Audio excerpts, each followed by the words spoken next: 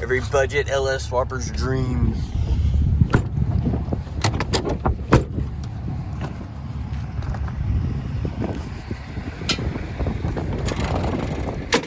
Yeah, we're gonna have to tie that down.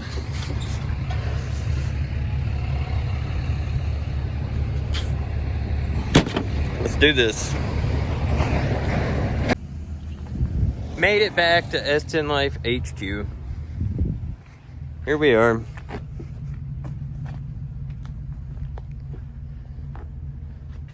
(2002) 4.3. And if you haven't made the connection already, since it's a 2002 4.3 with a manual transmission, that means the transmission in this thing is an NV 3500.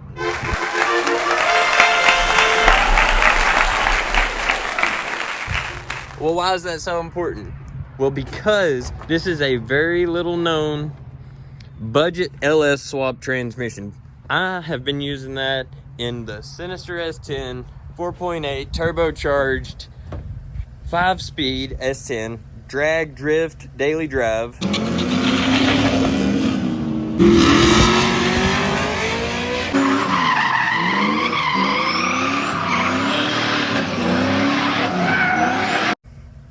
And it has the MV3500 in it out of a 4.3 Blazer that had the same 5-speed in it. Not only that, we've got a 5.3 S10 in here that is 5.3 NV3500. Super exciting about that. That's the whole reason I bought this truck, was just for that trans. Not only does it have that trans, it's got the unicorn center console in there. The manual transmission 2nd gen center console. It doesn't stop there. It does get better than that. It's got a good engine, but it gets even better than that. So you know where I'm going with this? Yeah, that's right. This thing has a MFing 8.5.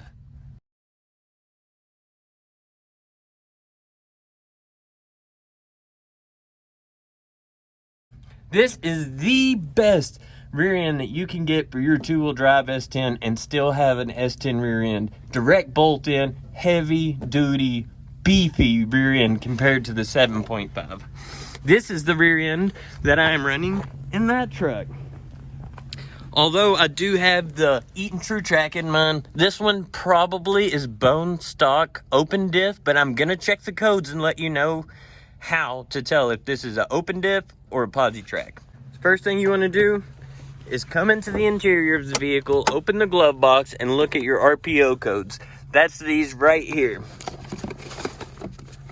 Service parts identification, do not remove. It's got the VIN number and everything there. What you're looking for in here is G80, and that stands for posi track. Now, if you look closely here, there is no G80. So what we're dealing with back here is an open diff drum brake 8.5. But it doesn't stop there. It has the ZQ8 anti-hop shock on it. Very, very rare rear end right here. But nobody knew what they was bidding on. Nobody realized how desirable this transmission is, and nobody has a clue how desirable this rear end is for Chevy guys. I did not even realize this. Oh, there's a teeny tiny crack in it right there. But this bezel is in fantastic shape. Now, let's look at the damage on this. Fender, door totally destroyed here. Hood, everything up here is totally destroyed. In the Copart listing, it did show that this thing was running on the cluster, so I'm assuming they did start it, but I do believe that the engine fan is smashed up against the radiator in there.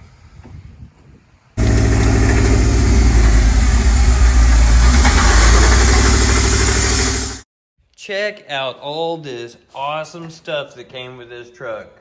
Jumper cables, extension cord, Bluetooth speaker, little siphon hose for some liquid. Tire change. I don't know if you've ever heard of tire change or not, but you literally put these over your tires for driving in icy and snow conditions. There's knee pads. There's another one somewhere. This thing is like crazy heavy duty. 2 liquid funnels, 2 straps, 2 bungees, all kinds of little brass and barb fittings here with clamps. Really nice set of adjustable jaw Milwaukee pliers. We got this portable cable sawzall. We got a crescent frame and hammer. Got this really nice Empire level.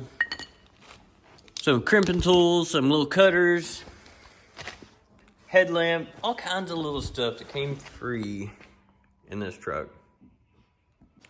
Is that a Chinese tracking device? Could be.